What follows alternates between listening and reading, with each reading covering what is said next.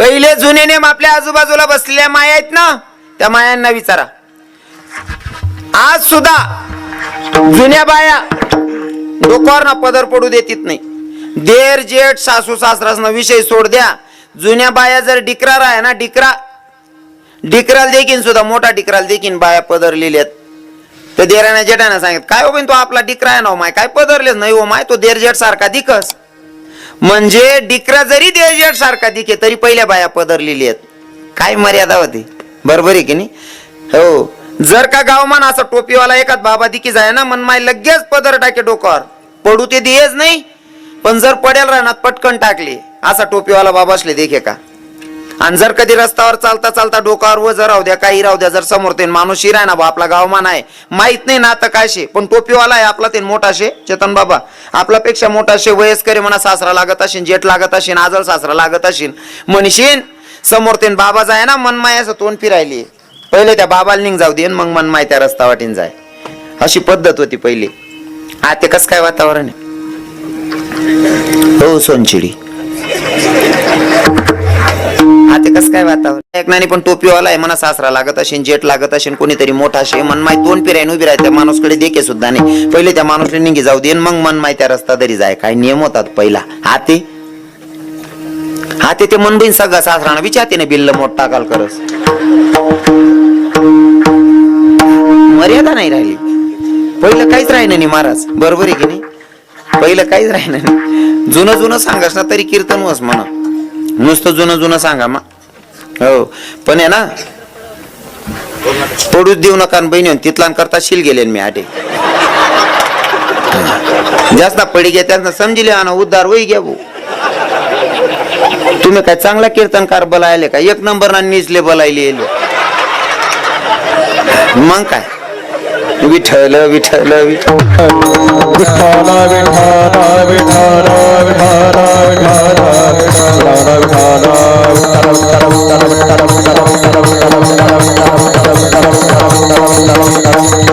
पण त्याच्यासाठी आहे ना, जर आपल्याला महिला मातांकडनं अपेक्षा असेल, सासऱ्याला बघून सुनबाईनं पदर घेतला पाहिजे.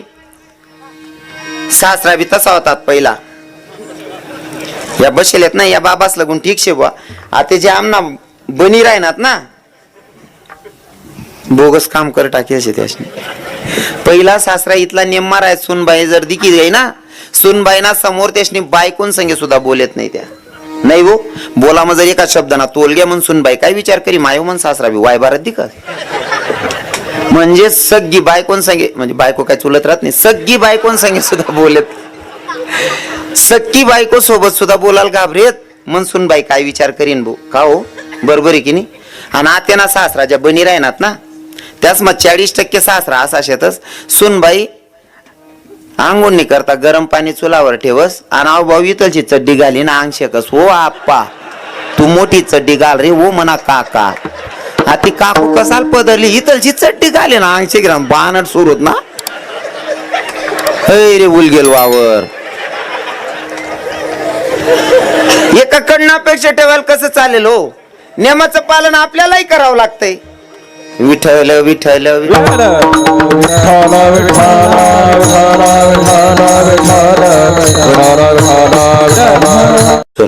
तुम्ही पदरल्यानंतर मला सरकार पगारने चालू करावं. पण आपली संस्कृती आहे डोक्यावर पदार, आलेल्या अतिथीचा आदर, सासू सासऱ्यांची कदर, आणि पतीच्या सेवेला हजर, तिलाच म्हणावं इंडियन मदर. भारतीय नारीनं डोक्यावर पदर घेतलाच पाहिजे, ही आपली हिंदू धर्माची संस्कृती आहे. हा अजून सांगू का, आपल्या कान्हा देशाची मुलगी राष्ट्रपती झाली माय, पण डोक्यावरचा पदर पडू दिला नाही. काय नाव आहे? हा आपल्या कान्हा देशाचीच, कान्हा देशाचं माहेर त्या बाईचं, प्रतिभाताई पाटील राष्ट्रपती होई गई माय, पर तरी डोक्यावर ते पदर पडू दिना नाही. काय संस्कृती महाराज. एखादा फोटो मध्ये केलं का प्रतिभाताईना पदर पडेल असं, राष्ट्रपती होई गई बाई तरी पदर पडू दिना नाही. मन बहीण बचत गटनी मीटिंगले जाय पोलो तिरपा खोचिले, ओ संगू काकू पदरले, ओ बहीण तू खिचडी वाटस, ओ सोनचिडी. आटे राष्ट्रपती पदरले जाणे खिचडी वाटणारी बहीण तिरपा पदर खोचिले, भानट सोरूत नाही. पदरले हो, वजन मारा हो. हा तुम्ही घर मान्यासान साडी कितला राज बहिणीसून घर मान्यासान साडी कमीत कमी 500-600 रुपयानी. 600 रुपयाची साडी, 600 रुपयाची साडी 6 वार साडी, 6 मीटरची साडी 600 रुपयाला. मीटर कितीला पडलो काका? 100 रुपयाला. 100 रुपयानं मीटर एक, बरोबर आहे ना? 100 रुपये मग 1 मीटर. तुम्हाला पदर कितला मीटर ना रस? 1 मीटर ना. तो 100 रुपयाना पदर जर डोक्यावर टाकले ना तुम्हाला बापनी करोड रुपयानी इज्जत वाढवतो क्षमतारा.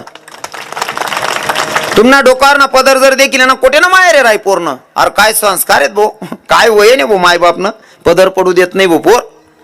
मग काय फरक पडत जर नुसतं डोक्यावर पदर टाका मग आपला मायबापनी इज्जत वाढास टाकी लिहो. चला बुवा पदर लेवा मग नुकसान होस महाराज. आम्ही मालेगावना स्टँडवर 17 बाया पदर लेता लेता मरी घेत असं वाचेले त्यामुळे आम्ही पदर लेतीत नाही. असं दे असं काही शे का? हा शिलगायले हो पदर काय फरक पड रहा ना. बाकी ना बाय हा मारा सटके सटके जा चुका ठोकी ना किथे दावा शिलगा जाय. विठ्ठल विठ्ठल विठ्ठल विठ्ठल विठ्ठल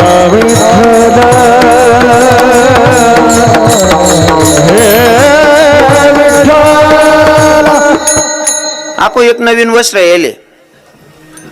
मी प्रत्येक कीर्तन मा सांग राहिलो ते वस्त्र तुम्हाला माहिती नाही खेळा मा अजून का गुशी जायले कोपरे कोपरे गाऊन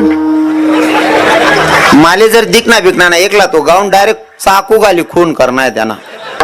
त्याने इथला सत्यानाश करेल ना. तो काय आपलं संस्कृती नाही आपला धर्मामा नाही काही हिशोबमा नाही भरतो कथाही नाही येईल काय येईल काही समजी राही नाही. जर तुमच्या शरीराला व्याधी असेल तर नक्की घाला माया हो. जर तुम्हाला शरीराला काही त्रास आहे भाऊ उठणं बसणार काही त्रास होणार नक्की घालायला पाहिजे. मी विरोध करणार नाही पण काम नाही गरज नाही तो गाऊन घालेन तुम्ही बटकाव फिर येते बहिणी. हा येडापणा नाहीत काय शे. आणि समजा तुमले जर सवय पडीच घेऊ गाऊन घालानी रातले घालल्या ना रूममा घुशी जावा ना तट्यातून बदलायला ना ततच पडी राहा ना बाहेर निघानच नाही तोंड काढानच नाही. कारण तुम्ही जर बाहेर दिकी घेतला अंधारामा एखादा कच्ची हिंमत ना बेईन मर जाई ना. तुम्ही काय चांगल्या दिखतीस का त्या गाऊनवर? त्या बाजरीवर ना चिडा उडाल नाही लाकडे गाठ देत का आपण तशा दिखतीस बहिणी म्हणून तुम्ही म्हणीशीन ते गाऊन फावून घालीशी बाहेर निघा ना घरमात मरी मारा ना तुम्ही. विठ्ठल विठ्ठल विठ्ठल विठ्ठल विठ्ठल विठ्ठल विठ्ठल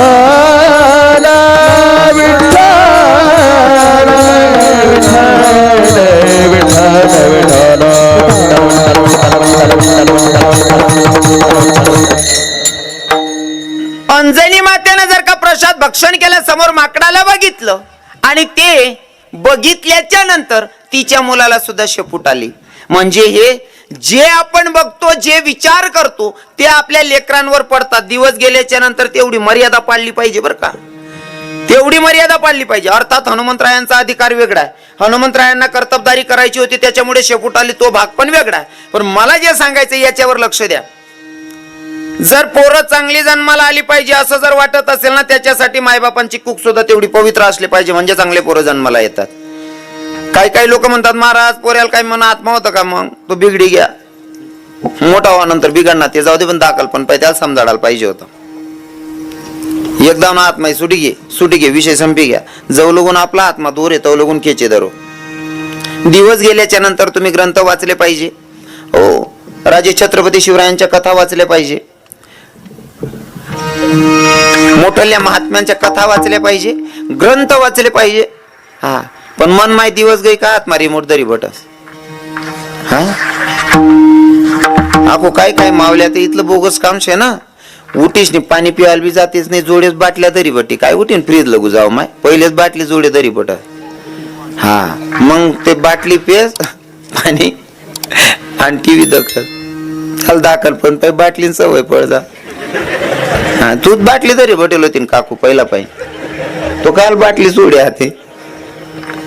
आणि बाटली जर सोडायची पण असेल जर घरात तुमचा भाऊ तुमचा मुलगा तुमचा नवरा किंवा बाप दारू पित असेल तर कोणत्या मोठ्या महात्म्याकडे कुठं जायची गरज नाही.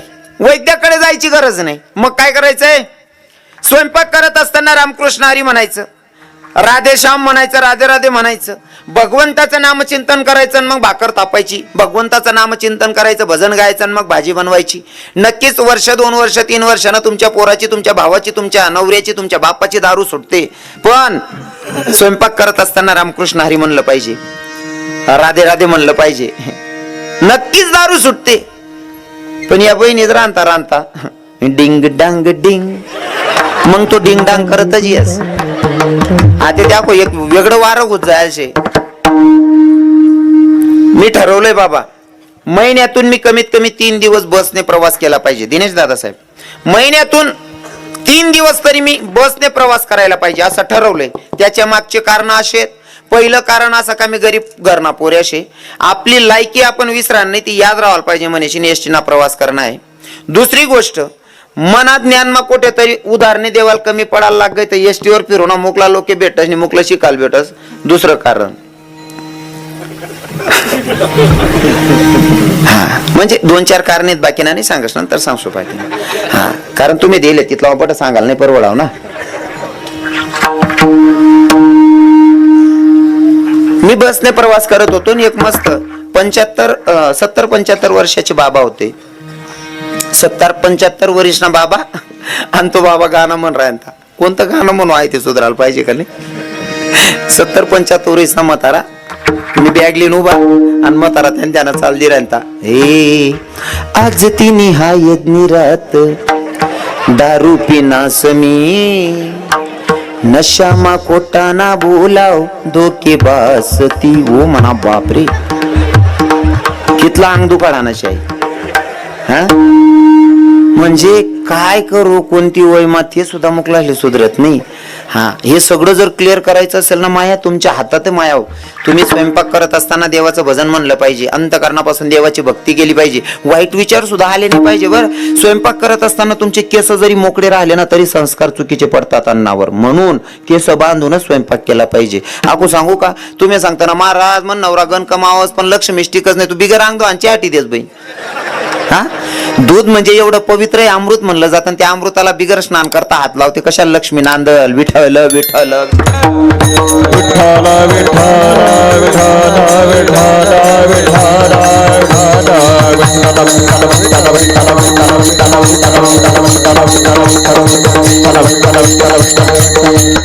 जगायचे नियम जर माहिती पडले ना आणि नियमाचं जर पालन केलं, पक्का विश्वास आहे आपण अजिबात दुःखी राहू शकत नाही.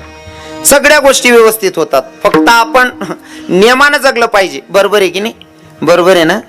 हा, राजे छत्रपती शिवराय, ए भाऊ बोल नको रे, अरे वही राय ना धंदा भाऊ देणार रे, काय बोनीन पायरे दांगडो घालार तू रे. विठ्ठल विठ्ठल विठ्ठला विठ्ठला विठ्ठला विठ्ठला विठ्ठला विठ्ठला विठ्ठला. पुत्र कामेष्टी यज्ञामधला हा प्रसाद, आणि त्या प्रसादाला अंजनी मातेनं भक्षण केल्याच्या नंतर अंजनी मातेला पुत्र झाला. पिंड घारीने झडपिला, गोड अभंग एक जन्माचा. पिंड घारीने झडपिला अंजनीने, तो सेविला अंजनीच्या तपासाठी महारुद्र आले पोटी. आणि तिथी पण सांगितली, चैत्र शुद्ध पौर्णिमेशी सूर्योदय समयशी.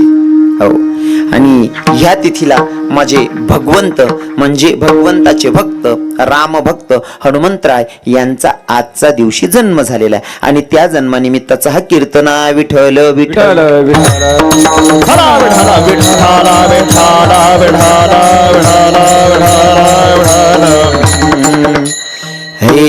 हे बजरंगी तुझे मनाऊ, हे बजरंगी तुझे मनाऊ, सिंदूर लगा लगा के मैं तेरा दर्शन पाऊंगा, वही ताली बजा बजा के मैं तेरा दर्शन पाऊंगा, प्रभु ताली बजा बजा के मैं तेरा दर्शन पाऊंगा, भाई ताली बजा बजा के मैं तेरा दर्शन पाऊंगा, मैं ताली बजा बजा के. हे बजरंगी तुझे मनाऊ, हे बजरंगी तुझे मनाऊ, सिंदूर लगा लगा के मैं तेरा दर्शन पाऊंगा प्रभु ताली बजा बजा के, मैं तेरा दर्शन पाऊंगा प्रभु ताली बजा बजा के, मैं तेरा दर्शन पाऊंगा मैं ताली बजा बजा के, मैं तेरा दर्शन पाऊंगा मैं ताली बजा बजा के. आणि त्या भगवंताच्या लाडक्या भक्ताचा आजचा जन्म आहे. आणि इथं पण सांगेल, इथं लाडका भक्तच का म्हणतोय मी, कारण मी एखाद्या ठिकाणी बोललो पण असेल, लाडका भक्त का म्हणतोय, कारण नारद महर्षींनी एकदा प्रभू रामचंद्रांकडे भक्तांची यादी मागितली. भक्तांची यादी मागितल्याच्या नंतर भक्तांची यादी हातात पडली.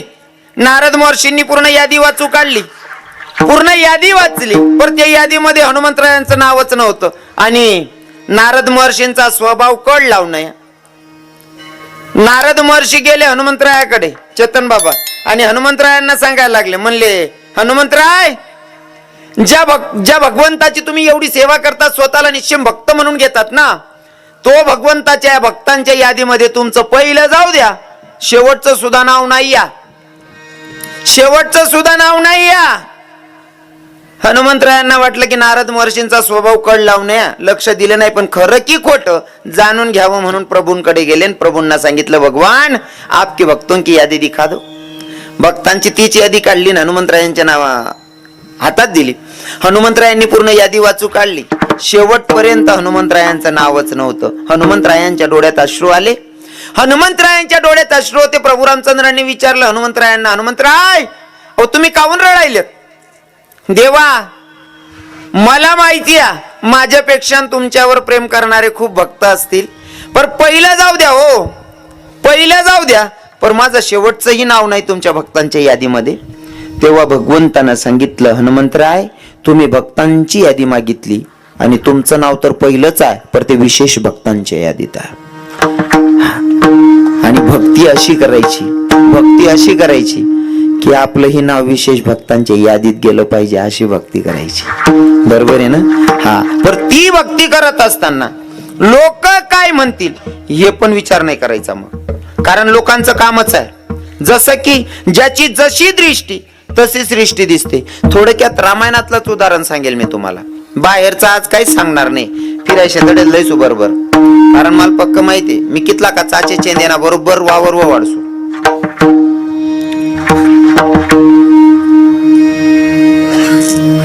नजर ज्याची जशी असेल ना तसं त्याला जग दिसतं.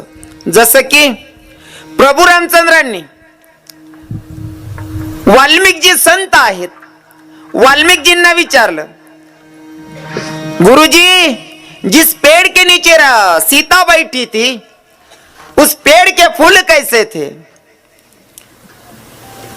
जिस पेड़ के नीचे सीता बैठी थी उस पेड़ के फूल कैसे थे? गुरुजींनी सांगितलं, भाई वो तो जय श्री राधे, विठ्ठल विठ्ठल विठ्ठल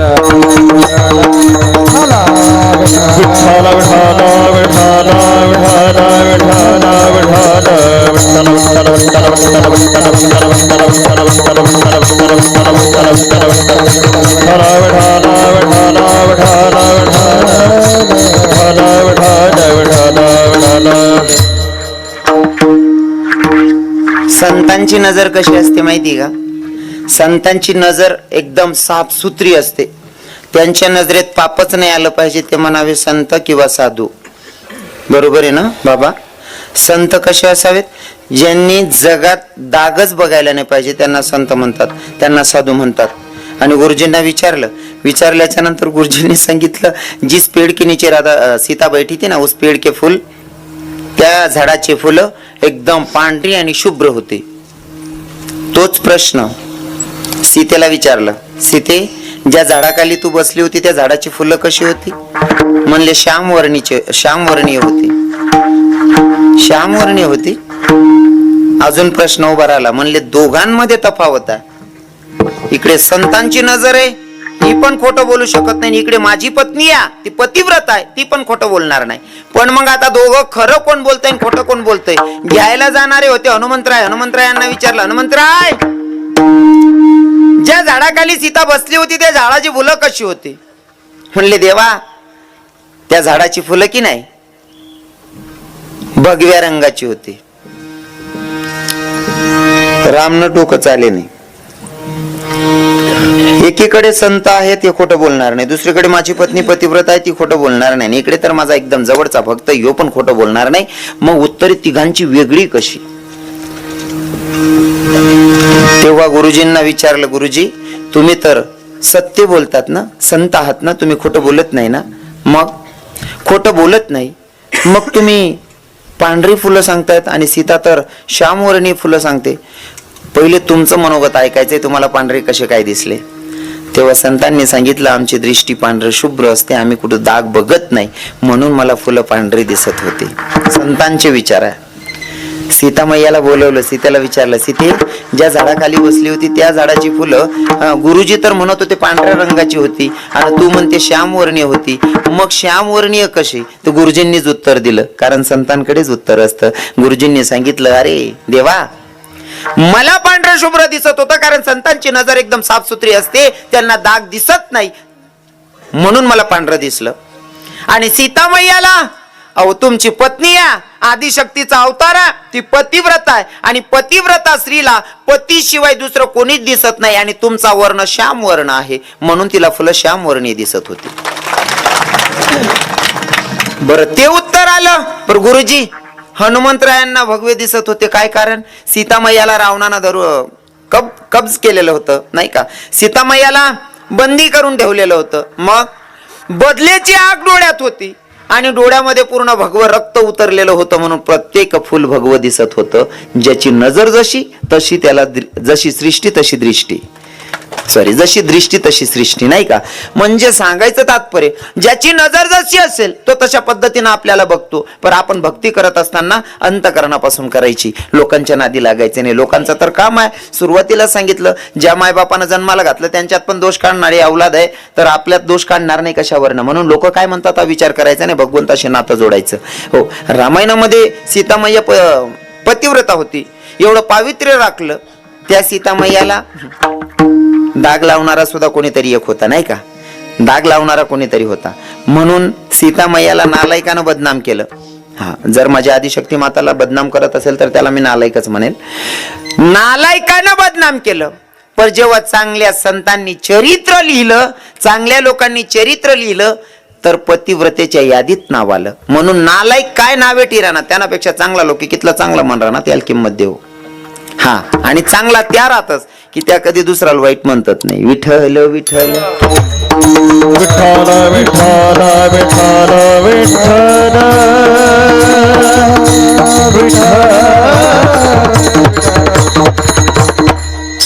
अजून रामायणामधनं खूप घेण्यासारखं आहे. अभंग अजून बाकीशे 11 वाजे घेत. रामायणामधनं घेण्यासारखं काय अजून महिला माता तुम्हाला सांगतो. आपल्या जीवनामध्ये थोडं दुःख आलं, तुम्ही जर नवराला सांगा मायो माल 2 ग्राम ना बिनी काय कान मा बनायत ग्राम भर भी मन गया माने तुम्हाला सांगे लगीन करीन पस्तावा हिरा ना माले कधी पशी गो. काही काही बाया लग्न जोडणारच ना सुद्धा पिढीच ना उद्धार कर टाकतेस. माय जनक राजानं पोरगी देत असताना बघितलं होतं राजा दशरथ राजा आणि राजपुत्राला मी पोरगी देतोय आणि राजाच्या पोराला पोरगी दिली, पण तरी सुद्धा 14 वर्षाचा वनवास नशीब कधी कोणाला सोडत नाही. म्हणून आपल्या नशिबात आलेलं दुःख सहन करायची ताकद ठेवा, दुसऱ्यावर लादू नका, दोष देऊ नका.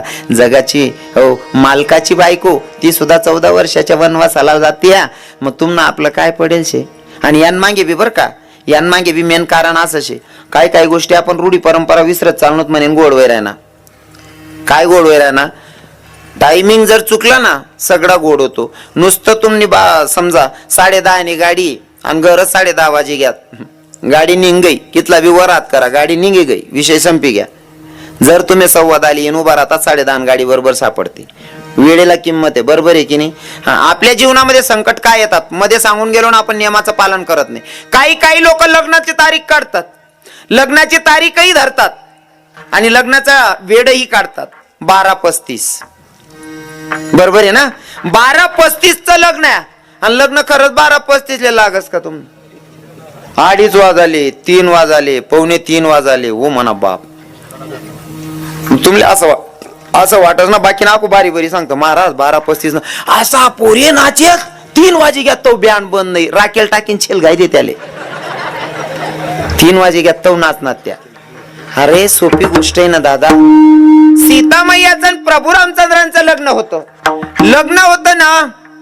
सीता मैया प्रभू रामचंद्रापेक्षा सीता मैया 4 बोटीनं उंचीला कमी होती.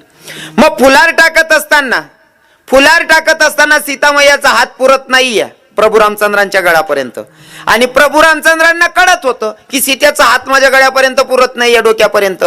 पण मी जर मान खाली घातली तर समाजाला संदेश असा जाईल की जगाचा मालक सुद्धा बायकोच्या पुढे झुकला वाकला. म्हणून प्रभू रामचंद्र तटस्थ आहेत. सीतामैयाचा हात पुरत नाही. 14 सेकंद चाललं हे. लखनजीनं बघितलं माझ्या वहिनी साहेबांचा हात पुरत नाही, माझा भाऊ मान खाली करणार नाही. लखनजी आले, पाय धरले प्रभू रामचंद्रांचे पाय धरल्याच्या नंतर प्रभूनं खाली बघितलं. भाऊला बघून नाही, पण भाऊतला अंतकरणातला भाव बघितला, आणि तो भाव बघून आशीर्वाद देण्यासाठी खाली हात केले. खाली हात केल्या बरोबर लखनजीनं सांगितलं, वहिनी पटकन फुलार टाका म्हणे, उरकावा पटकन. मग फुलार टाकला. किती ठरलेल्या टायमिंग नुसार फक्त 14 सेकंद लग्न लेट लागतंय, तरी सुद्धा 14 वर्षाचा वनवास आहे. आपलं 12:35 ना लगीन जर का 3 वाजायला लावसो ते आपले कितला वर इसणार राहील. सुखाची अपेक्षा काय करतात तुम्ही? देवाला कस काय दोष देऊ शकतात? बऱ्याच गोष्टी अशा शास्त्रामध्ये सापडतात, आपण शोधलं पाहिजे. बरोबर आहे की नाही? बऱ्याच गोष्टी जगामा आपले सरळ दिसतीस तेव्हा सापडी जातेस, फक्त शोधता आलं पाहिजे. मी एक उदाहरण नेहमी देस. जसा आपला विषय होता की लोक किडे पाडतात, त्यांच्या नादी लागायचं नाही. थोडं फॉर एक्झाम्पल हा लाईट लावलाय आपण. लाईट कशासाठी लावतो बाबाजी? लाईट कशासाठी लावतोस आपण? उजड करासाठी. बरोबर आहे ना? सोपं आहे. लाईट आपण उजड करासाठी लावतोस. बाबाश्री तुमले मान्यशा नाही, उजड करासाठी लाईट लावतोस. पण आपण जटे चांगलं करायला जाऊ ना, लाईट लावायला जाऊ ना, जटे उजड करायला जाऊ ना, तटेच किडा पडतस. बरोबर आहे की नाही? तटेच किडा पडतस. पण किडा असले बाईन लाईट बंद वस का? कारण त्याला माहिती किडा उजी वय घेत रातभर जगतीन, पायटे मर जातीन बोया. मनीषीन किडाशनीकडे ध्यान नाही देऊ. बरोबर आहे ना? हा, किडा करणारशनीकडे ध्यान नाही देऊ. हा, सक्सेस झाल्याशिवाय राहत नाही. हा, हनुमंतरायांचा जन्म, प्रभू रामचंद्रांचा जन्म झालाय. त्यांच्या कथा ऐकून, त्यांच्या कथा वाचून आपल्याला जगायचं कसं ते समजतं, आणि ते वाचलं पाहिजे तर समजतं. बरं नाही ते बाकीना सांगता इथला आमले टाइम शे का? ओ आप्पा इथला टाइम शे का? एखादा माणूस सांगस महाराज झोप जिथली किधर आहोस काय? अरे हो आप्पा एक दिन असा झोपशे बड गाव उठाडी तरी उठाव नाही रे. जवळून टाइम शे तवलून जागेले नाही झोपी घ्या का? कायम न झोपेल राहायचाच माणूस कितला का उठाटत नाही. मग कितल्या का आराम आप्पा 2 शब्द चावी बोली होता तो चावी नाही. आता मरेलोर काय चावीन तो?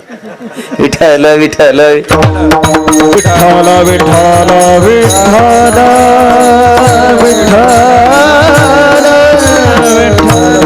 अभंग आहे नाथबाबांचा. कोण नाथबाबा? ज्यांना शांती ब्रह्मपद प्राप्त झालं ते नाथबाबा. पण पहिले तुमले विचारले होत्या कीर्तनना टायमिंग होता 9 ते 11. मी येले 9:15 नाही 9:22 मी आठी येले. पण कीर्तनना टायमिंग असा रास विना धराय आठे पंचपदी सुरुवात होईल का तडीन 2 तास कीर्तन रास. मना माहितीप्रमाणे म्हणा ते तुम्हाला अभ्यास जास्त होते, मला नाही माहिती. मग बरोबर आहे ना बाबा? विना पंचपदी सुरुवात होईने तडीन 2 तास रास ना बाबा. मग यासने 9:15 चालू कर दिलं होतं, कारण 9:22 मी येऊन होतो. यासना विठो रुक्माई चालू जायला म्हणजे तुम्हाला मनकडे 15 मिनिटं राहिलेत. काय करू आता तुम्ही सांगा, काय करू? अर्धा तास हा थोडं राहिले तिथलं वाट डुबा असं नाही. काय हरकत नाही. मी एवढ्यासाठी विचारून घेतो की भाई ऐकणाऱ्याची क्षमता आहे की नाही. नाहीतर तुम्ही माझ्या अगोदर येऊन बसले असताना, थकले असताना म्हणून मी विचारून घेतलं.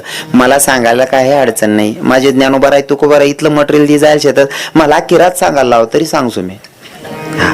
हा किरात सुद्धा सांगसो. तुम्ही म्हणतात सांगा ना महाराज, पण कीर्तन 2 तास न रास, 3 तास ना पिक्चर रास, अख्खी रात ना तमाशा रास. त्यामुळे मर्यादा पाळणी पडत. विठ्ठल विठ्ठल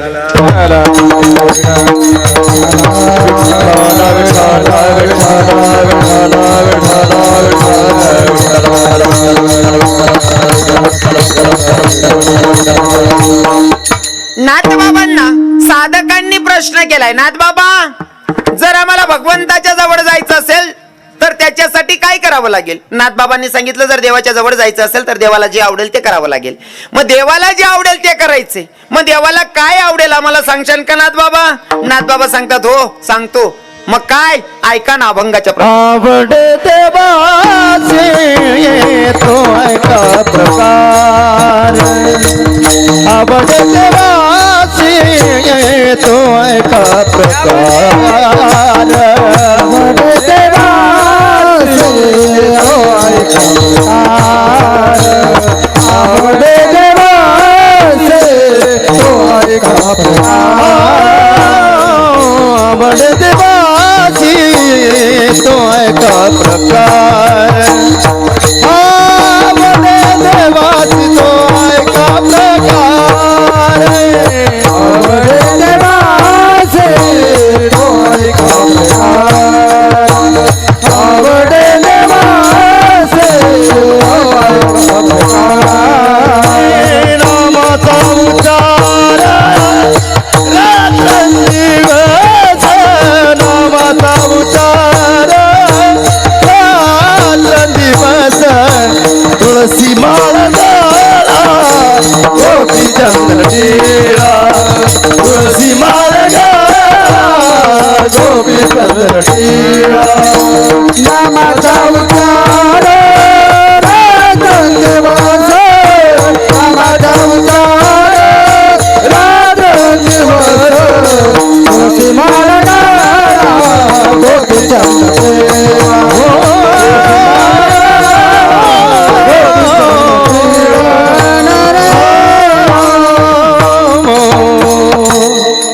वा.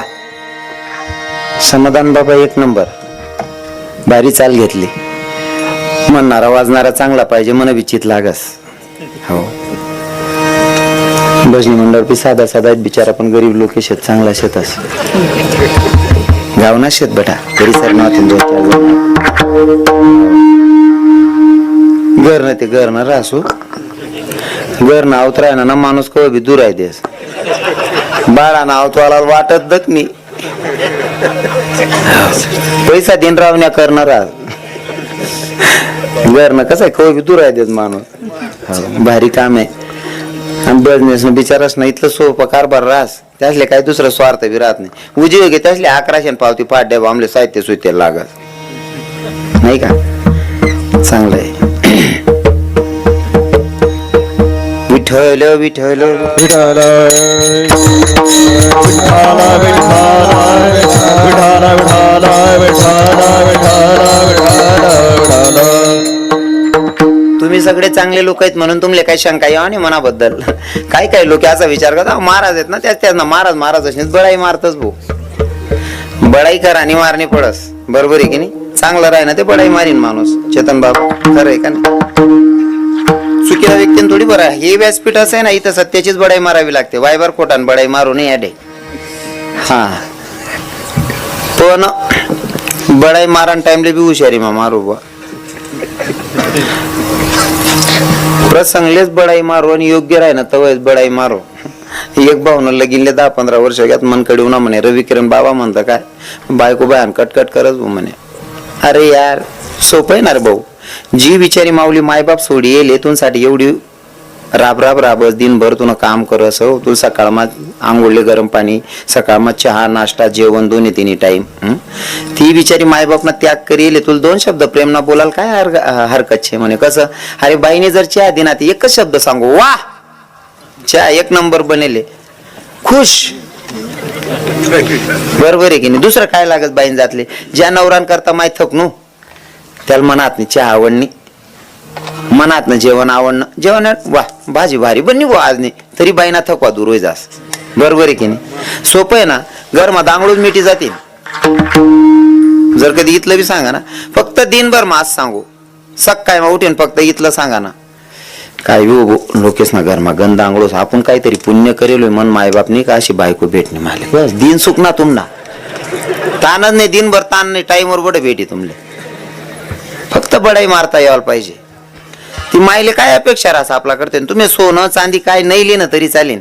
हा तुम्ही फक्त आता लगीन माझा ऑन दिन एकाच माय बाया कितलं सोनं घालतीस, माल ग्रामभर बी नाही, इथलं तिथलं बी नाही, तिचं सोनानं पोत्र सुद्धा नाही, अख्खा दांगडो सैन करल्या आणि लगीन माही फिरी नंतर फक्त इथलंच सांगा फोटो काढ राहतो ना आपण बठ्ठ्या बाईसमा तू एक नंबर दिखी राहते.